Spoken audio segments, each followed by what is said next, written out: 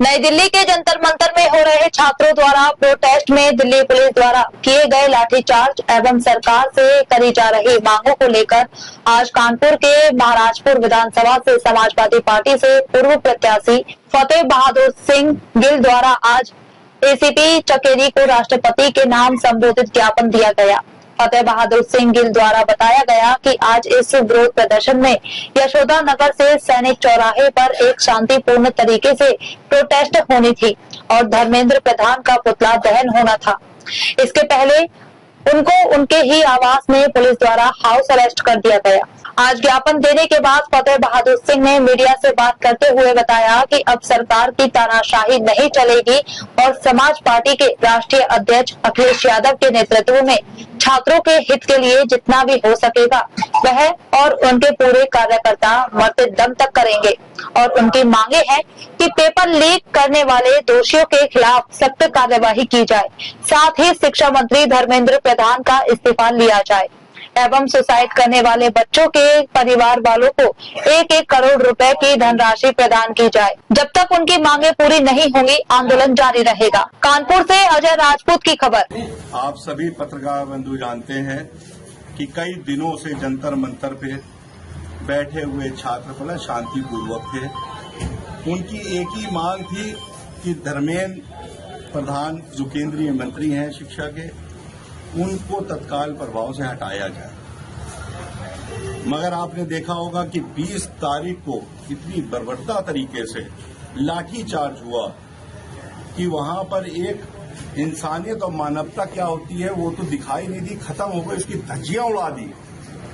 केंद्र के इशारे पे, मोदी सरकार के इशारे पे जिस तरीके से लाठीचार्ज हुआ, आंसू गैस के गोले छोड़े गए, कितने बच्चे सैकड़ों की संख्या में पैर टूट गए, कितनों के हाथ टूट गए, कितनों के सिर फट गए। क्या वो बच्चे क्या पाकिस्तान के हैं, क्या वो चीन के हैं? अरे वो हमारे बच्चे हैं, हमारा परिवार है।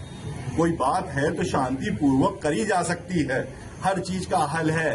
क्या इससे पहले क्या कभी ऐसा दृश्य देखने को मिला? आज तक हिंदुस्तान के इतिहास में, देश की आजादी से आज तक कभी ऐसा दृश्य देखने को नहीं मिला। जिस तरीके से लाठीचार्ज हो रहा था, जिस तरीके से मारा जा रहा था, ऐसा लग रहा था जैसे कोई बहुत बड़े कोई अपराधी हैं, कोई बहुत बड़े आतंकवादी हैं। इस तरीके से पुलिस का और पैरामिलिट्री फोर्स का बर्ताव हो रहा था। उसी के खिलाफ आज हम लोगों ने यहाँ महाराजपुर विधानसभा में सैनिक चौराहे पे आज हमने आह्वान किया था कि केंद्रीय मंत्री का हम पुतला फूकेंगे और मांग करेंगे हम इस्तीफे की। और आज जब हमने ये ऐलान किया तो कल रात से मेरे घर को ऐसे जैसे मानो कि मेरा घर नहीं है, यहाँ पे पूरा मोहल्ला मेरा, किसी घर में पूछ लीजिए, छावनी बना के रखा हुआ है। इतना प्रशासन, आप कहीं अपराध को खोलने में लगे तो अपराध खत्म हो जाए, कहीं सही दिशा में जाइए। आप उन बच्चों पे, विपक्ष पे क्या अत्याचार कर रहे हो? मगर जितना करोगे हम उतनी ऊंची आवाज बोलेंगे, हमारी आवाज को नहीं दबाया जा सकता। ये लोकतंत्र है, हम अपनी आवाज समय समय पर बुलंद करेंगे। ये किसी राजनीतिक दल का ये जंतर मंतर में चल रहा प्रोटेस्ट नहीं है, ये पीसफुली छात्रों का प्रोटेस्ट है। हम उनको हक दिला करके रहेंगे, हम पीछे नहीं हटेंगे। आज हमारे घर को छावनी बनाया है, आने वाले समय में हमारी आवाज और बुलंद होगी। जो करना है आप करिए, मगर हम छात्रों को उनका हक दिला करके रहेंगे। हम उनकी लड़ाई में उन बच्चों के, अपने परिवारों के कंधे से कंधा मिला करके खड़े हैं। आज हमने राष्ट्रपति महोदय के नाम हमने ज्ञापन दिया है। हमने राष्ट्रपति जी से आग्रह किया, निवेदन किया है कि इस मामले को तत्काल संज्ञान में ले करके इसको बर्खास्त किया जाए मंत्री को। और जो पूरे देश का वातावरण खराब हुआ पड़ा है, जिस तरीके से हर स्टेट में, हर जिले में आप देख रहे हैं धरना प्रदर्शन हो रहे हैं, और जो न्याय नहीं मिल रहा है छात्रों को, कम से कम छात्रों को न्याय तो मिले। जो छात्रों ने सुसाइड करा है, हमने मांग करी है कि उनको 1-1 करोड़ रुपया भी उनके परिवारों को दिया जाए। और बड़ी संख्या में जो मुकदमे लिखे गए हैं, जो लाठीचार्ज हुआ है जंतर मंतर में, उन सब बच्चों के भविष्य हैं, छात्रों के, उनके भविष्य को कम से कम खराब न होने दे, वो सारी FIR भी वापस हों, ये भी हमने मांग करी है। आने वाले समय में हम अपनी इस आवाज को बुलंद रखेंगे।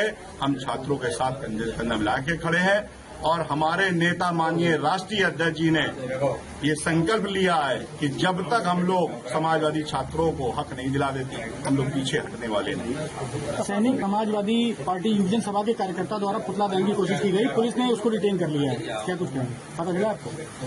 हम लोकतांत्रिक तरीके से पुतला लोकतंत्र में ही तो जलाया जाता है, आवाज बुलंद करी जाती है, धरने लगाए जाते हैं, प्रदर्शन किए जाते हैं। क्या ये अधिकार भी प्रशासन छीन सकता है? क्या हमसे? क्या ये सरकार छीन सकती है? ये लोकतंत्र का हिस्सा है। हम लोग विपक्ष में, हम लोग छात्रों की आवाज उठाते रहेंगे और समय समय पे उठाएंगे। हमारी आवाज को कोई दबा नहीं सकता।